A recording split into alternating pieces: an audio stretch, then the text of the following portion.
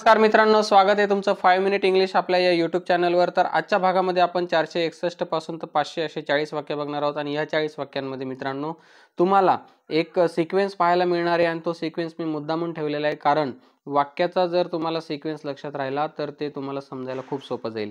तर अतिशय सोपं आहे मित्रांनो। इंग्लिश जर तुम्हाला बोलता येत नसेल, तुम्हाला लिहिता येतं, वाचता येतं, समजतं पण बोललेलं, पण आपण बोलू शकत नाही, तर त्याच्यासाठी तुम्ही ही प्रॅक्टिस स्वतः करायची। याच्यामध्ये तुम्हाला एकाच कलरमध्ये जे 5 वाक्य दिसत आहेत ते 5 वाक्य तुम्ही स्वतःशी म्हणून बघायचे। जसं की बघा, तो इथे राहतो। आता हे जे वाक्य आहे, आता तो इथे राहतो, तर तो साठी घेतो आपण ही, राहतो साठी घेतो आपण लिव्स, LIVES। बघा मित्रांनो, जसं मराठीमध्ये आपण राहणे वेगळं म्हणतो आणि राहतो वेगळं म्हणतो, तर तसंच इंग्लिशमध्ये पण लिव्ह, टू लिव्ह म्हणजे राहणे, टू लिव्ह म्हणजे राहणे, आणि लिव्स फक्त लिव्स म्हणजे राहतो, हा अर्थ आहे बघा याचा। तो राहतो, ती राहते, ही लिव्स, शी लिव्स, ठीक आहे। आणि मी राहतो तर असेल तर आय लिव्ह, तर लिव्स आणि लिव्ह हे याचा अर्थ होतो की राहतो, राहते, राहतात असा अर्थ होतो, ठीक आहे। आणि इथेचा अर्थ होतो की here, so he lives here. आता हे तिघही शब्द आपल्याला माहिती आहेत, लिव्स म्हणजे राहणे आणि हिअर म्हणजे इथे आणि ही म्हणजे तो, पण याचा क्रम असा जोडायचा असतो हे आपल्याला माहिती नाहीये, कारण वाक्यामध्ये सुरुवातीला सब्जेक्ट येतो म्हणजे करता येतो, नंतर क्रियापद येतं आणि नंतर अदर वर्ड्स येतात, म्हणजे ऑब्जेक्ट आणि नंतर अदर वर्ड्स। तर या ठिकाणी ऑब्जेक्ट नाही पण अदर वर्ड्स मध्ये आपण हिअर हा शब्द टाकू शकतो। So he lives here. आता तो इथे राहतो, ही लिव्स हिअर। तो इथे नाही राहत, तर या ठिकाणी नाही साठी घ्यायचे तुम्हाला, ही जर असेल वाक्यामध्ये तर does not, so he does not live here. बघा, ही डज नॉट, किंवा तुम्ही शॉर्ट मध्ये डझंट म्हणू शकता, he does not live here, live here. आता तुम्ही म्हणाल सर इथं नॉट आहे, नाही आहे, तर याच्या ठिकाणी दोन शब्द आले, डज का आला? तर जेव्हा आपल्याला थर्ड पर्सन सिंग्युलर सब्जेक्ट असतो त्यावेळेला नकारार्थी वाक्यामध्ये सहाय्यक क्रियापद घ्यावं लागतं, ते आहे या ठिकाणी आपण घेतलेले डज, ठीक आहे। तर डज आणि हा डू या ठिकाणी मेन सहाय्यक क्रियापद आहे, पण त्याला ES प्रत्यय लागलेला आहे कारण थर्ड पर्सन आहे, आणि म्हणून तो ES प्रत्यय म्हणजे याचा S प्रत्यय निघालेला आहे आणि तो या ठिकाणी इथं लागलेला आहे। बघा इथं लिव्ह लिहिलंय मी, so he does not live here. बघा, नॉट साठी तुम्हाला लिहायचंय, नाही साठी लिहायचंय does not, he live here, फक्त मध्ये आलंय डज नॉट। तर तो इथे राहतो, he lives here, he does not live here. तो इथे राहतो का? आता हा जो प्रश्न आहे, आता हा वर्बल क्वेश्चन आहे, याचं उत्तर आहे यस किंवा नो। तो इथे राहतो का? हो राहत असेल तर हो म्हणू, नाही राहत असेल तर आपण नाही म्हणू। So does he live here असं हे वाक्य होईल, डज। आता इथंच आपण सहाय्यक क्रियापद टाकले, तेच आपल्याला प्रश्नामध्ये पण सोबत ठेवायचंय। So does he live here, does he live here.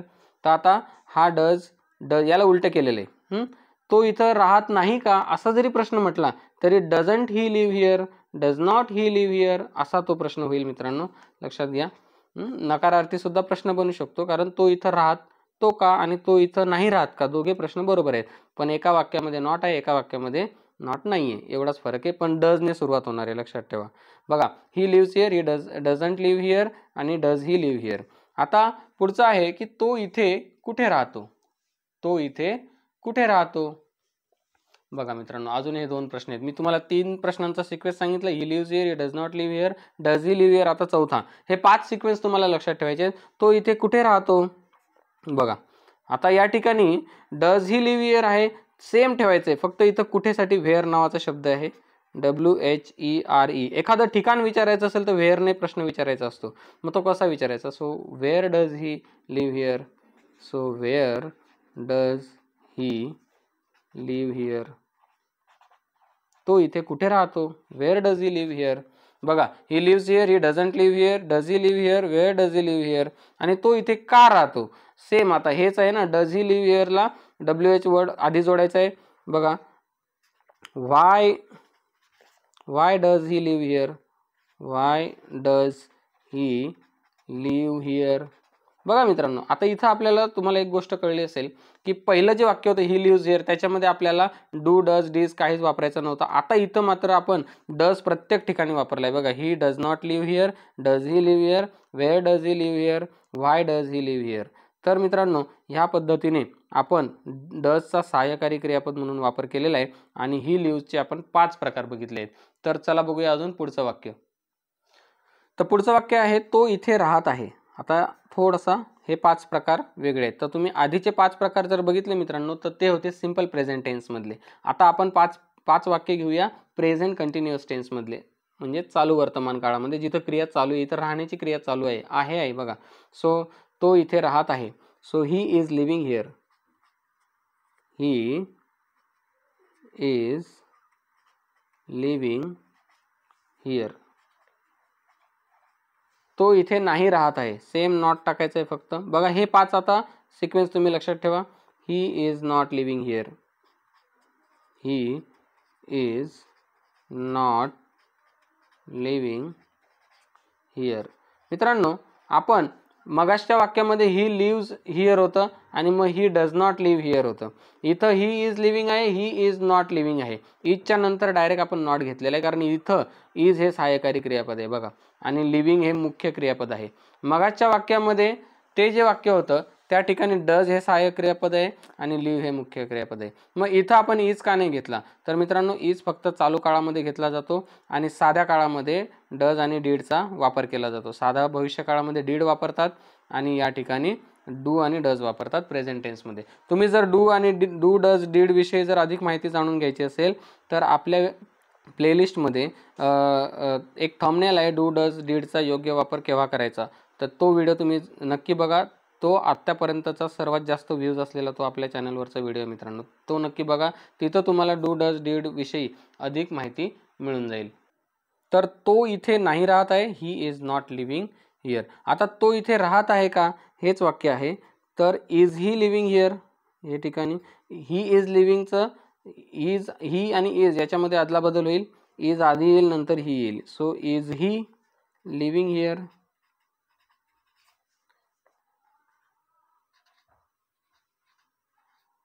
आणि प्रश्नचिन्ह. तो इथे राहत आहे का. चला बघूया पुढचं वाक्य. मित्रांनो पुढचं वाक्य आहे तो इथे कुठे राहत आहे. आता इज ही लिव्हिंग हिअर मगाचा जो वाक्य आहे तो इथे राहत आहे का तर त्या ठिकाणी व्हेअर आधी लावायचं आहे. Where is he living here. Where is he living here. Is he living here. तो इथे कुठे राहत आहे बघा. Where is he living here नाही का. तो इथे का राहत आहे. आता बघा इज ही लिव्हिंग हिअर जो आहे वर्बल क्वेश्चन तो इथे राहत आहे का. याच वर्बल क्वेश्चनच्या आधी WH वर्ड जोडायचं आहे आपल्याला. जसं इथं आता का साठी आहे व्हाय, कुठेसाठी व्हेअर आहे तसं का साठी व्हाय जोडायचं आहे. आणि हे वाक्य पुढे बघा. Why is he living here. Why is he living here.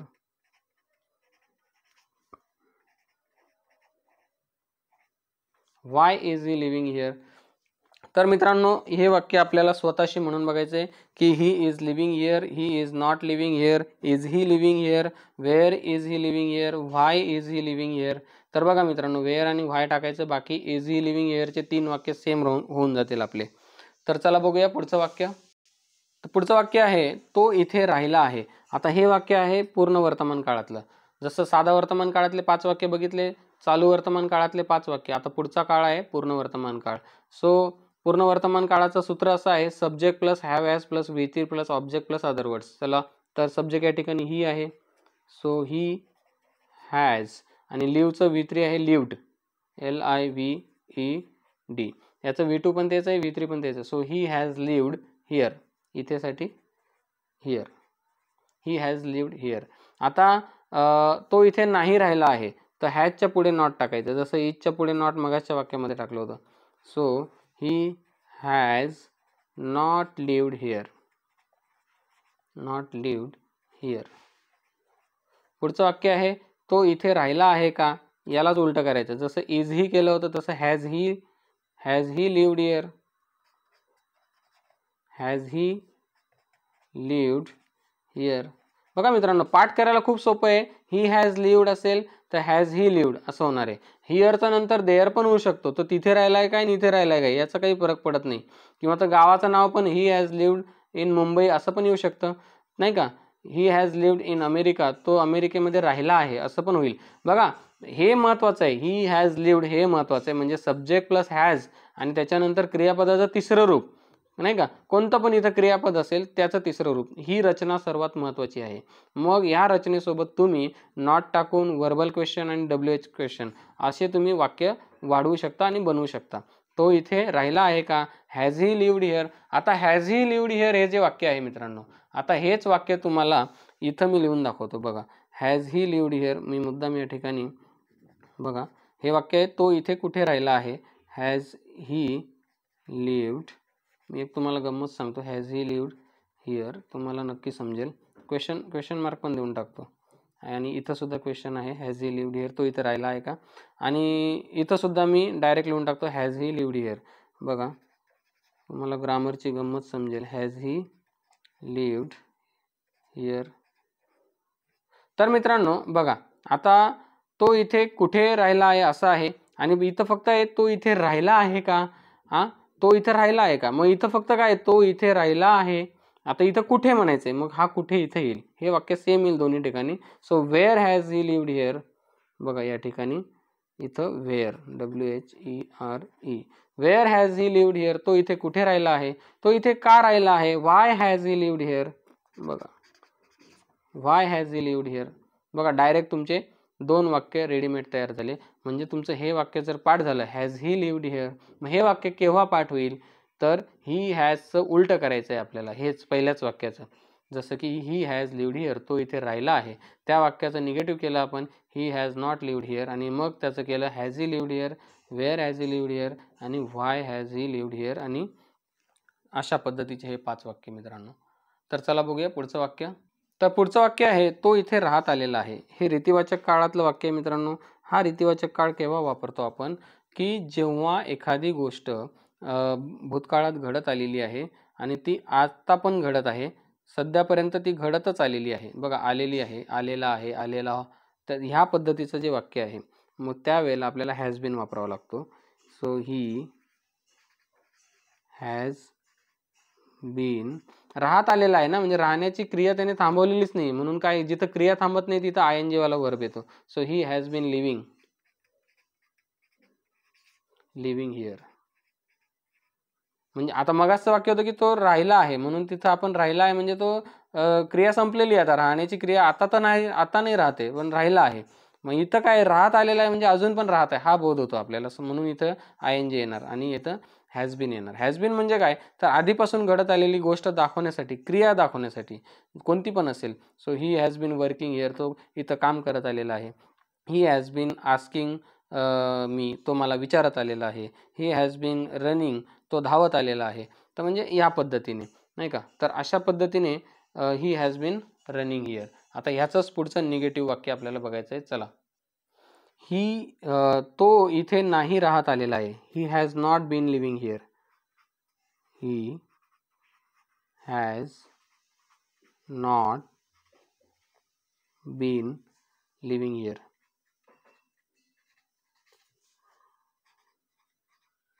बघा तो इथे नाही राहत आलेला आहे. He has been living here, he has not been living here. तो इथे राहत आलेला आहे का? आता याला उलटं, नॉट गायब करायचं. Has he been living here. बघा म्हणून मी सिक्वेन्स घेतलेत मित्रांनो. Has he been living here,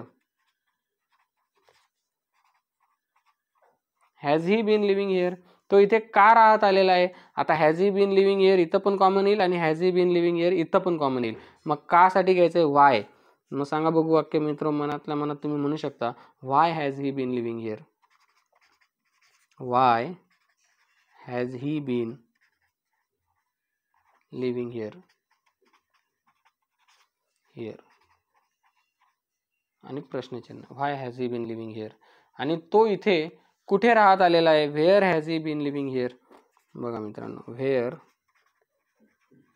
where has he been living here. Where has he bin.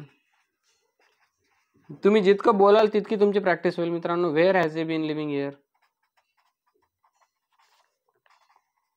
तुम्हाला एकट्याला बोलायला थोडंसं ऑकवर्ड वाटेल, पण तुम्हाला आरशासमोर उभं राहून ही प्रॅक्टिस करायचीच आहे मित्रांनो, कारण तुमचा कॉन्फिडन्स त्याच्यामुळे नक्की वाढणार आहे.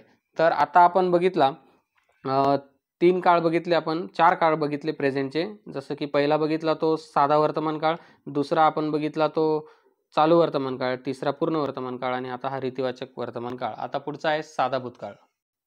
तर त्याच्यातलं वाक्य आहे तो इथे राहिला. आता तो इथे राहिला असेल subject plus V2 plus object plus other word. हा सिंपल पास्ट टेन्सचा फॉर्म्युला आहे. फॉर्म्युला सुद्धा पाठ करून टाका मित्रांनो. सो फॉर्म्युला कधीच बदलत नसतो, तो एकदा पाठ केला की आपल्याला कामात येतं वाक्य रचनेसाठी. आता तो इथे राहिला आहे, मी सांगितलं सब्जेक्ट म्हणजे मग तोसाठी मी तो हा सब्जेक्ट आहे म्हणून तोला इंग्लिशमध्ये ही म्हणतात म्हणून घेतला. V2 म्हणजे राहिला म्हणजे lived, LIVED, he lived here. Object नाही आहे या ठिकाणी आणि अदर वर्डमध्ये आपण हिअर लिहितो. झालं subject plus V2 plus object, object नाही आहे इथं, plus other words. Other words म्हणजे काय, इथं राहिला, तिथं राहिला, मुंबईला राहिला, गावाला राहिला, कुठे पण राहिला.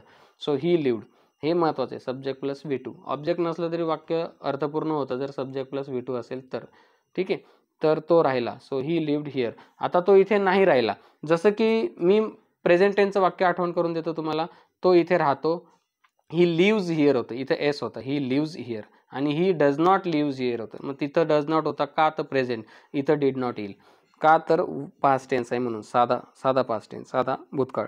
सो ही तो इथे नाही राहिला, he did not live here, he did not. तिथं डज नॉट होतं, इथं डिड नॉट लिव्ह हिअर. आता तुम्ही म्हणाल पास्ट टेन्स आहे तर इथं लिव्ड घेतलं तुम्ही, इथं लिव्ह का घेतलं, तर हा डिड आहे ना ऑलरेडी या ठिकाणी, तो स्वतः इंडिकेट करतो की हे पास्ट टेन्सचं वाक्य आहे. He did not live here. आणि डिड नॉट आलं तर क्रियापदाचं पहिलं रूप येतं, दुसरं रूप येत नाही. जर डिड नॉट नसेल तर इथं जसं की ही लिव्ड आहे तर त्या ठिकाणी येणारे क्रियापदाचं दुसरं रूप म्हणजे V2. चला पुढे, तो इथे राहिला का. आता सेम तिथं जेव्हा आपण डज ही लिव्ह हिअर, तो इथे राहतो का, तर ते वाक्य येणार आहे did he live here. So did he live here, तो इथे राहिला का, तो इथे का राहिला. आता हेच वाक्य पुढे येणार, डिड ही लिव्ह हिअर आणि का साठी आपण व्हाय पहिले घेणार आणि हे वाक्य नंतर जोडणार इथं. सो का राहिला, so why did he live here, why did ही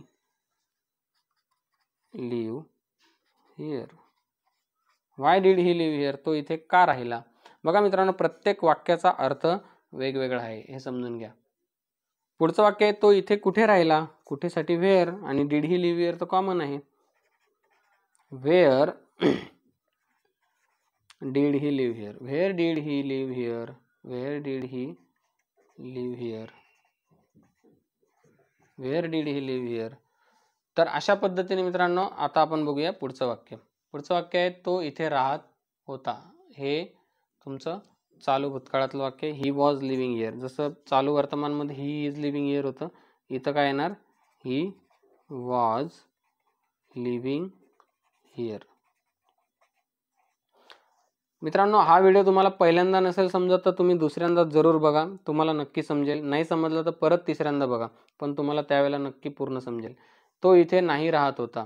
इथं वॉजच्या नंतर नॉट टाकायचे, जसं प्रेझेंटमध्ये इजच्या नंतर नॉट टाकलं होतं. So he was not living here, he was not living here. तो इथे राहत होता का, वॉज ही लिव्हिंग हिअर. आणि तो इथे राहत नव्हता का असं असेल तर wasn't he living here, was not he living here. Was not असं पण म्हणतो आपण आणि वॉजंट पण म्हणतो शॉर्टमध्ये. वॉजंट ही लिव्हिंग हिअर, तो इथे नव्हता राहत का किंवा तो राहत नव्हता का. सो तो इथे राहत होता का म्हणून नॉट येणार नाही. Was he living here, was he living here, was he living here. आता इथं राहण्यासाठी आहे, तो इथे काम करत होता का असं जर असेल तर वॉज ही वर्किंग हिअर. बघा इथं वर्कला ING लागेल, राहण्याची क्रिया असेल तर लिव्हला ING लागेल नाही का. Was he working here. तो इथं धावत होता का, वॉज ही रनिंग हिअर. ह्या पद्धतीने बघा. तो इथे ऐकत होता का, वॉज ही लिसनिंग हिअर.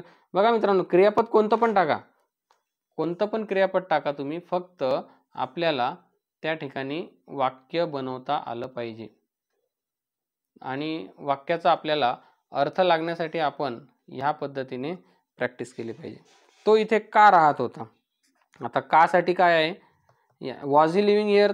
पुढे दोन वाक्य बघा, हे तिसऱ्या नंबरचं जे वाक्य आहे मित्रांनो, ते वाक्य आपल्याला चौथ्या आणि पाचव्या नंबरमध्ये सेम ठेवायचं आहे. जसं की वॉज ही लिव्हिंग हिअर, इथं वॉज ही लिव्हिंग हिअर. मग WH वर्ड येईल बघा. तो इथे का राहत होता, का साठी व्हाय आहे.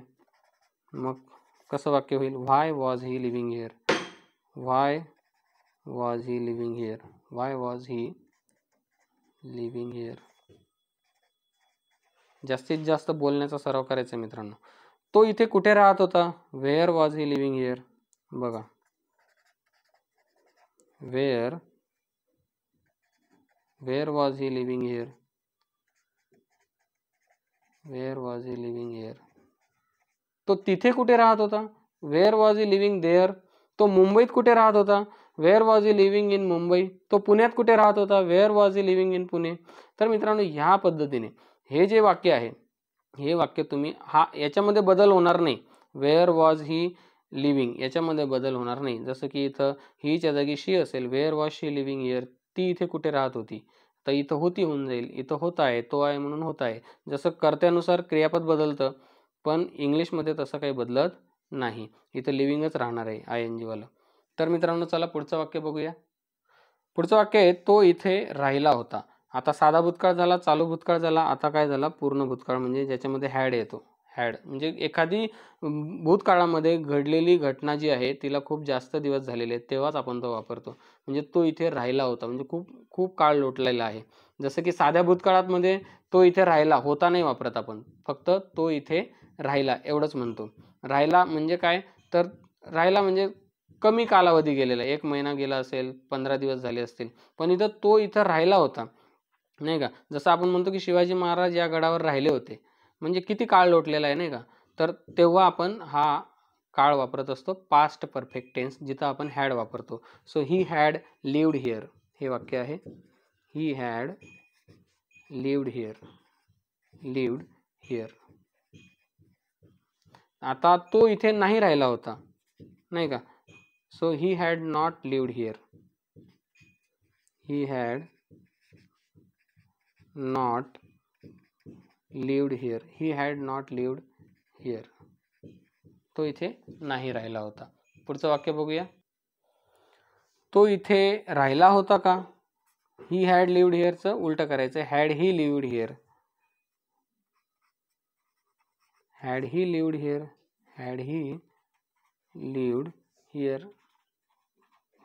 आता मित्रांनो, तुम्ही म्हणाल जसं तुम्ही पास्टमध्ये डीड वापरलं होतं, डीड ही लिव्ह हिअर, तो राहिला का, तर त्या ठिकाणी प्रेझेंटमध्ये आपण डज ही लिव्ह हिअर, तो इथे राहतो का असं म्हटलं होतं. मग इथं डीड आणि आता पास्ट टेन्स आहे, मग इथं डीड का नाही वापरला, हा तुम्हाला प्रश्न पडला असेल. नसेल पडला तर मी तुम्हाला पाडला आहे आता. तर तुम्ही एक लक्षात घ्या की हे जे हॅड आहे, हॅज, हॅव, हॅड, हे सुद्धा सहाय्यकारी क्रियापद म्हणून काम करतं. तर हे लक्षात ठेवायचं आहे. डू, डज, डीड आपल्याला साध्या काळात घ्यायचं आहे, आणि हॅव, हॅज, हॅड हे आपल्याला पूर्ण काळात घ्यायचं आहे. मग तो पूर्ण वर्तमान असेल, पूर्ण भूतकाळ असेल, किंवा पूर्ण भविष्यकाळ असेल. तर तो इथे राहिला होता का, हॅड ही लिव्ड हिअर. आता तो इथे का राहिला होता, आता बघा मित्रांनो, पुन्हा टेक्निक तुमच्या समोर आली असेल आता, की ती टेक्निक अशी की हे 3ऱ्या नंबरचं वाक्य, जसं हे गुलाबी रंगातले 5 वाक्य होते, हे 3रं आहे, 4थं आणि हे 5वं आहे. तर याच्यामध्ये काय आहे, 3ऱ्या नंबरचं वाक्य हे पुढे कंटिन्यू होणार आहे, आणि हे तुम्हाला पाठ करायचं आहे. हॅड ही लिव्ड हिअर हे पाठच ठेवायचं आहे.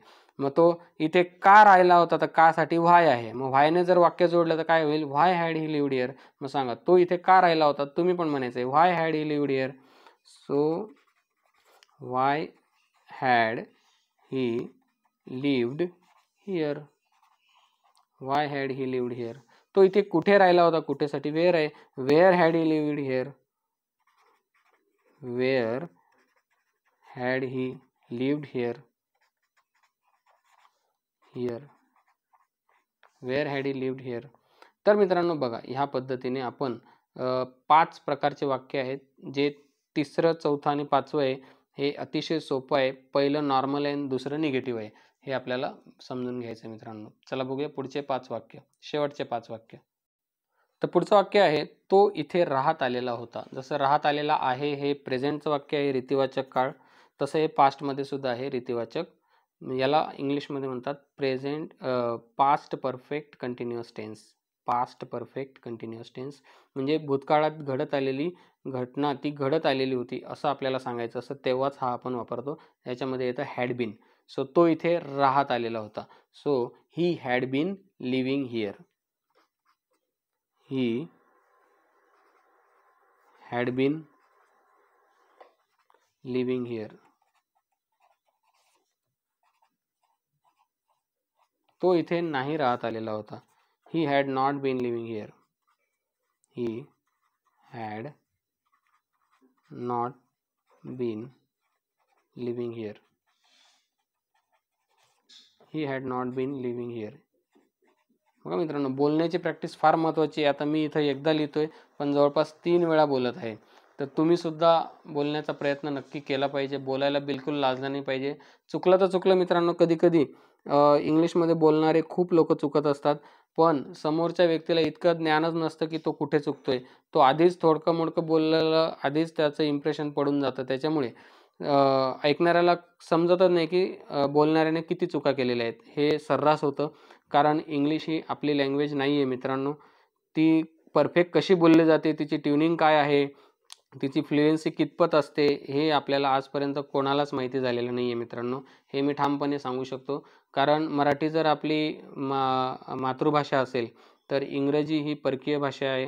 म्हणजे मराठी जर आई असेल तर इंग्रजी ही आपली मावशी आहे.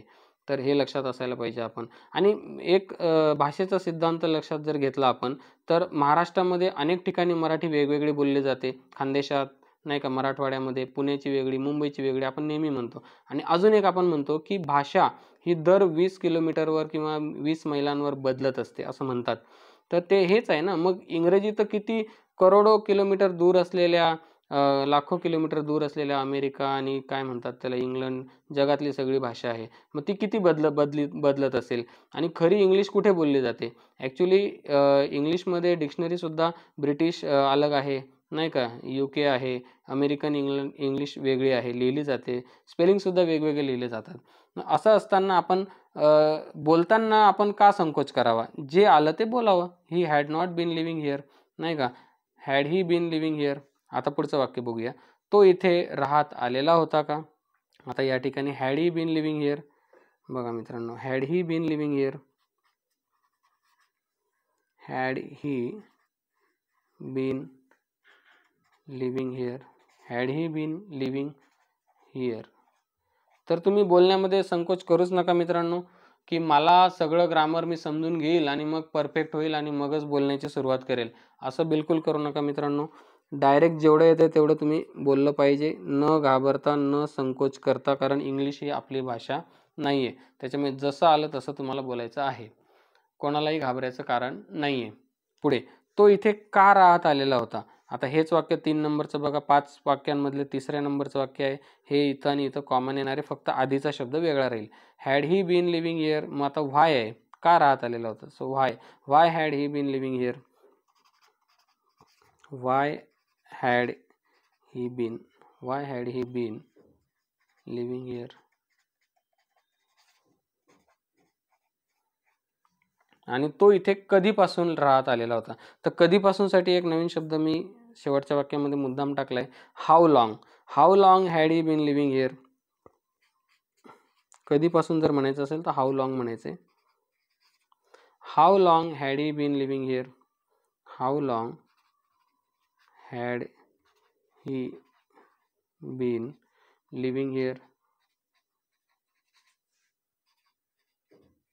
आणि प्रश्नचिन्ह नाही का. तर तो इथे कुठे राहत आलेला होता असं आपण शेवटचं वाक्य घेत होतो. तर ते कुठेसाठी तुम्हाला वेअर माहिती पडलेलं आहे नाही का. Where had he been living here. तर तो कधीपासून इथे राहत आलेला होता असं म्हणायचं असेल तर how long had he been living here. तर मित्रांनो, आजचे जे वाक्य आहेत ते तुम्हाला नक्कीच समजलं असेल. नक्की तुमची इंग्लिश याच्यामध्ये इम्प्रूव्ह होणार आहे ही खात्री मी देतो. कारण मित्रांनो, असं तुम्हाला हे वाक्य जे आहेत या पद्धतीने तुम्हाला कुठल्याही पुस्तकामध्ये सापडणार नाही, किंवा मी सांगतो की कुठेही सापडणार नाही. कारण हा सिक्वेन्स मी सोपं इंग्लिश होण्यासाठी हा तयार केलेला आहे, की माझ्या अंडरस्टँडिंगनुसार मला हे सोपं जातं. म्हणून तुम्हाला जर आवडलं असेल तर तुम्ही नक्कीच चॅनलचे इतर व्हिडिओ पण बघा, चॅनलला लाईक करा आणि सबस्क्राईब करा. चला तर भेटूया आपण पुढच्या अशाच एका इंटरेस्टिंग व्हिडिओमध्ये. तोपर्यंत नमस्कार, धन्यवाद.